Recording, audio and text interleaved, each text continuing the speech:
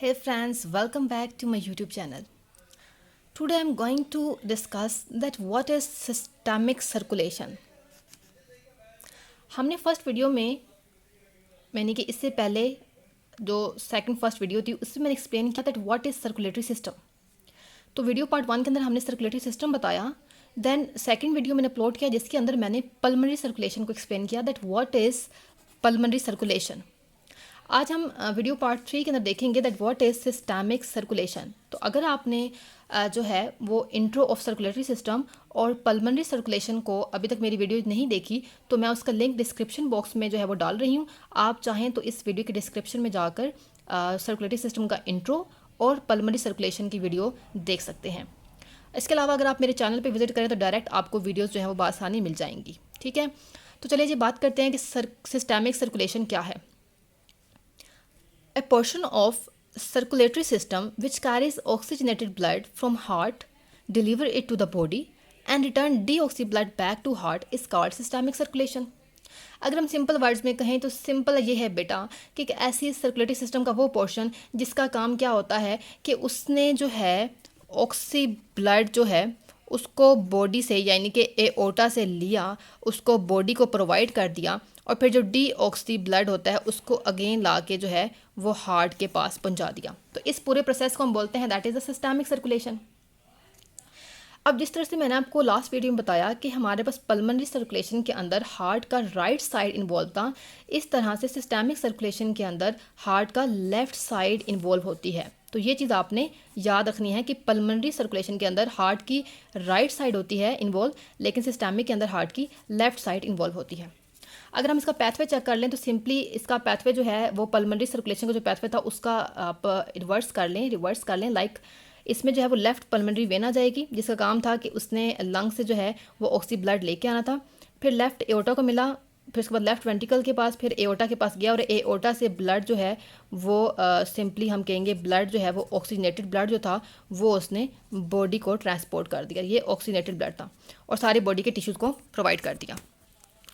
अगर यहाँ पे डायग्राम देखें सिंपली आपको नज़र आ रही होगी तो इसमें आपने देखा होगा सिस्टमिक सर्कुलेशन की डायग्राम है कि ये हमारे पास लेफ़्ट एट्रियम है, यानी आप सिंपली कहें कि ये आ रही है पल्मोनरी वेन थी. ठीक है, लेफ़्ट पल्मोनरी वेन. इसने लेफ़्ट जो है एट्रियम को दिया, फिर लेफ़्ट वेंट्रिकल के पास गया, लेफ़्ट वेंट्रिकल के पास से जो है आपके पास एओर्टा से मूव किया और ब्लड जो है पूरी बॉडी के अंदर जब सर्कुलेट आउट किया. That is the systemic circulation. ठीक हो गया. तो आपने इसमें जो है वो रिच यानी कि ऑक्सीजनेटेड ब्लड जो है वो लंग से पल्मोनरी सर्कुलेशन के अंदर आया और लेफ्ट एट्रियम के अंदर जो है उसने मूव किया और वहाँ से ब्लड जो है लेफ्ट एट्रियम से लेफ्ट वेंट्रिकल के अंदर मूव किया और लेफ्ट वेंट्रिकल से फर्दर जो है वो ब्लड एओर्टा के थ्रू जो है वो पूरी बॉडी के अंदर ट्रांसपोर्ट होगा. देखें यहाँ पे भी लिखा हुआ है कि लेफ्ट वेंट्रिकल से जो है वो ब्लड पंप हुआ एओर्टिक वाल्व के अंदर और एओर्टिक वाल्व ओपन हुआ और एओर्टा के अंदर पास किया. एओर्टा से जो है फर्दर ब्लड जो है वो आर्टरीज़ के अंदर, आर्टरीज़ ने दिया उनको कैपिलरीज़ के अंदर और कैपिलरीज़ ने जाके टिश्यूज़ को जाके ब्लड डिस्ट्रीब्यूट कर दिया. अब सेकंड स्टेप क्या होगा कि जो डीऑक्सीजनेटेड ब्लड है वो टिश्यूज़ जो है वो क्या करेंगे कैपिलरीज़ को दे देंगे. कैपिलरीज़ ने ऑक्सीजनेटेड दिया और डीऑक्सी ले लिया.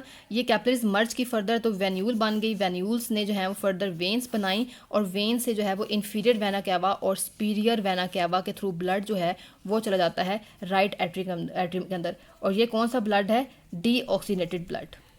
ठीक है, अगेन जो है वो राइट एट्रियम से जो है वो पल्मोनरी सर्कुलेशन जो है अगेन स्टार्ट हो जाएगी, यानी कि राइट एट्रियम से ब्लड जो है वो जो डीऑक्सीजनेटेड ब्लड है वो जाएगा लंग के अंदर और लंग से फिर अगेन जो है वो हार्ट के अंदर आएगा. ठीक हो गया. तो चलिए जब हम देखते हैं कि सिस्टमिक सर्कुलेशन कितने टाइप की होती है तो सिस्टमिक सर्कुलेशन दो सिस्टम्स होते हैं इसके अंदर. एक होता है आर्टीरियल सिस्टम और एक होता है वीनस सिस्टम. दोनों ही इंपॉर्टेंट टॉपिक हैं. ठीक है, और उसके साथ साथ क्या है कि दोनों ही लेंथी हैं तो इसलिए हम दोनों सिस्टम्स को एक ही वीडियो में डिस्कस नहीं करेंगे. ठीक हो गया. और आर्टीरियल सिस्टम और वीनस सिस्टम मिलके बनाते हैं ब्लड वेसल्स.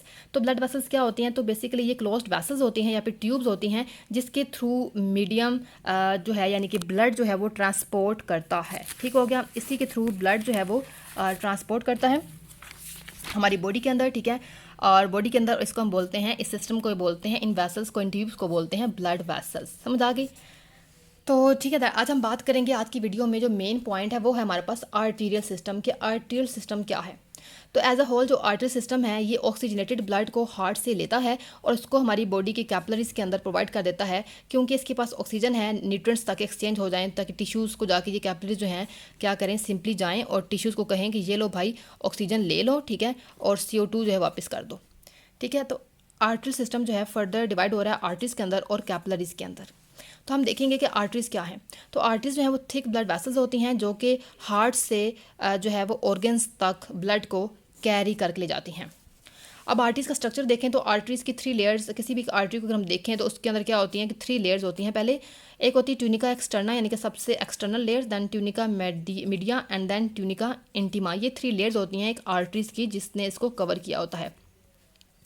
अब ट्यूनिका जो है एडवेंटिका जिसको बोला है, यानी कि ट्यूनिका एक्सटर्ना जो है जो फर्स्ट लेयर है वो कनेक्टिव टिश्यू से बनी हुई होती है और उसमें नर्व्स होती हैं, वेसरम होता है, ठीक है, यानी कि ब्लड वेसल जो कि ब्लड को आर्टरीज तक सप्लाई करती है ताकि आर्टरीज खुद डेड ना हो। जैसे मैंने आपको बताया था कि हार्ट के जब मैंने लेक्चर आपको दिया था तो मैंने कहा था कि एक ऐसी जो है वो ब्लड वेसल्स भी प्रेजेंट होती हैं जो हार्ट के मसल्स को भी ब्लड प्रोवाइड करती हैं ताकि हार्ट डाई ना करे। इसी तरह सेम आर्टरीज को भी जो है वो ब्लड प्रोवाइड किया जाता है ताकि वो भी डाई ना करें। चलें जी, सेकंड लेयर आ जाती है ट्यूनिका मीडिया। ये जो है 40 to 70 फेनेस्ट्रेटेड इलास्टिक मेम्ब्रेन्स पे कंसिस्ट होती है। इसमें स्मूथ मसल सेल्स प्रेजेंट होते हैं और इसमें कोलेजन प्रेजेंट होता है। समझ आई आपको, ठीक है। देन थर्ड लेयर थी हमारे पास ट्यूनिका इंटीमा। इंटीमा जो है वो कंसिस्ट करती है एपिथेलियल सेल्स के ऊपर, ठीक है। इसके अंदर जो है थिन सब एंडोथीलियम भी प्रेजेंट होते हैं कनेक्टिव टिश्यूज़ के, और डिसकंटिन्यूस इलास्टिक लेमिना प्रेजेंट होते हैं, ठीक है। इसमें जो है वो डिसकंटिन्यूस होते हैं, यानी कि कंटिन्यूस फॉर्म के अंदर इलास्टिक लेमिना प्रेजेंट नहीं होते बल्कि डिसकंटिन्यूस फॉर्म में प्रेजेंट होते हैं। तो ये हमारे पास थी 3 लेयर जिन्हें आर्टरीज को जो है वो कवर किया होता है। अब हम बात करते हैं कि हमारे पास आर्टरीज की कितनी टाइप होती हैं ह्यूमन बॉडी के अंदर। तो ह्यूमन बॉडी के अंदर आर्टरीज की 4 टाइप्स होती हैं। एक होती है लार्ज इलास्टिक जिसको हम कंडक्टिंग आर्टरी बोलते हैं, सेकंड होती है मीडियम मस्कुलर आर्टरी जिसको हम डिस्ट्रीब्यूटिंग आर्टरी बोलते हैं, थर्ड होती है आर्ट्रियोल्स और 4 होती है मेटा आर्ट्रियोल्स, ठीक है। तो ये 4 टाइप्स होती हैं आर्टरीज की जो ह्यूमन बॉडी के अंदर प्रेजेंट होती हैं। सबसे पहले हम देखेंगे कंडक्टिंग आर्टरी का क्या फंक्शन होता है और कैसी होती है। तो कंडक्टिंग आर्टरी जो है वो बॉडी की लार्जेस्ट आर्टरी, सबसे बड़ी आर्टरी होती है कंडक्टिंग आर्टरी। तो ये इंपॉर्टेंट है, आप कह लें ये आपको वाइवा में पूछ सकते हैं, आपको MCQs जो कम्पिटिटिव एग्जाम होते हैं वहाँ पर भी पूछा जा सकता है। और ये हार्ट के बिल्कुल क्लोज, बिल्कुल साथ में प्रेजेंट होती है। इसका मेन फंक्शन होता है कि इसने ब्लड को जो है हार्ट से लेना है, ठीक है, और इसको बॉडी के रीजन्स में डिस्ट्रीब्यूट कर देना है। इसका नाम क्या होता है, कंडक्टिंग आर्टरी, ठीक है। तो फंक्शन मालूम हो गया कि इसका काम होता है हार्ट से ब्लड लेके बॉडी को डिफरेंट रीजन्स तक डिस्ट्रीब्यूट करना। एग्जांपल क्या होता है इसका, हमारे पास कंडक्टिंग आर्टरी कौन सी है, आपने कहा होगा कि मैंने तो कभी नहीं देखी। तो जो एओर्टा है बेसिकली बेटा वो हमारे पास सबसे बड़ी कंडक्टिंग आर्टरी है। देन आ जाती है हमारे पास पल्मोनरी आर्टरी, ये भी हमारे पास एक कंडक्टिंग आर्टरी है। अब यहाँ पे क्वेश्चन आता है कि आर्टरीज इलास्टिक क्यों होती हैं। इसलिए during systolic pressure they do not rapture, कि जब सिस्टोलिक प्रेशर होता है तो आर्टरीज रैप्चर ना हो जाए, इसीलिए इलास्टिक होती हैं, ठीक है। और जब सिस्टोलिक प्रेशर स्टॉप करता है तो उस वक्त भी कि हमारे पास आर्टरीज जो रैप्चर ना कर जाएँ, तो इसीलिए ये इलास्टिक इन नेचर होती हैं, ठीक है। ये कंट्रैक्ट करती हैं और इवन ब्लड फ्लो जो है वो प्रोवाइड करती हैं। जितनी भी आर्टरीज होती हैं वो ब्लड को कैरी करती हैं, ठीक है, ऑक्सीनेटेड ब्लड को कैरी करती हैं एक्सेप्ट, अच्छा जी, आर्टरी का काम होता है हमेशा आपने याद रखना है कि उसने जो है वो डीऑक्सी ब्लड को कैरी करना है, ठीक है, सवाए एक आर्टरी की, वो होती है पल्मोनरी आर्टरी। तो पल्मोनरी आर्टरी जो है वो ऑक्सीनेटेड ब्लड कैरी करती है। उसके अलावा जितनी भी हमारी बॉडी में आर्टरीज हैं वो सारी डीऑक्सीजनेटेड ब्लड कैरी करती हैं। तो ये आपने इंपॉर्टेंट पॉइंट यहाँ पे याद रखना है, ये भी कॉम्पिटिटिव एग्जाम में पूछा जाता है। सेकंड टाइप आ जाती है हमारे पास डिस्ट्रीब्यूशन आर्टरी। तो वो जो होती है from large elastic arteries blood enter small distributing arteries. ये एक लार्ज इलास्टिक आर्टरी होती है, ठीक है, मस्कुलर नेचर होती है। इससे फर्दर जो स्मॉल आर्टरीज को ब्लड जो है वो डिस्ट्रीब्यूट किया जाता है, यानी कि ब्लड जो है सब रीजन्स जो है बॉडी के वहाँ डिस्ट्रीब्यूट किया जाएगा। और इसका स्ट्रक्चर जो है वो फर्स्ट यानी कि कंडक्टिंग आर्टरी के बिल्कुल एक जैसा था। थर्ड आती है हमारे पास आर्टरीडियोल। आर्टरीडियोल जो होती है ये भी माइक्रो सर्कुलेशन का पार्ट होती है, ठीक है। ये ब्लड को मस्कुलर आर्टरी से लेती है और मेटा आर्टरियोल्स तक ट्रांसफर कर देती है, ठीक है। इसका काम होता है कि इसने बड़ी से चीज़ ली और छोटी को, यानी कि बड़ी बहन से चीज़ लेके छोटी बहन को चीज़ दे देना, तो इसका इतना रोल नहीं है। स्ट्रक्चर देखें तो इसका डायमीटर जो होता है वो हमारे पास 0.1 मिलीमीटर से भी कम होता है। और जनरल 3 लेयर जो होती हैं स्मूथ मसल सेल्स की इसमें प्रेजेंट होती हैं, इसमें लेकिन कोई भी इलास्टिक लैमिना प्रेजेंट नहीं होता।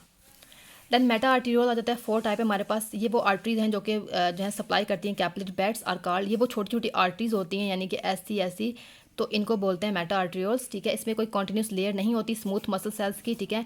इसमें इंटरमीडिएट रिंग्स जो है स्मूथ मसल्स के वो प्रेजेंट होते हैं, कुछ पॉइंट्स के ऊपर वो भी, ठीक है।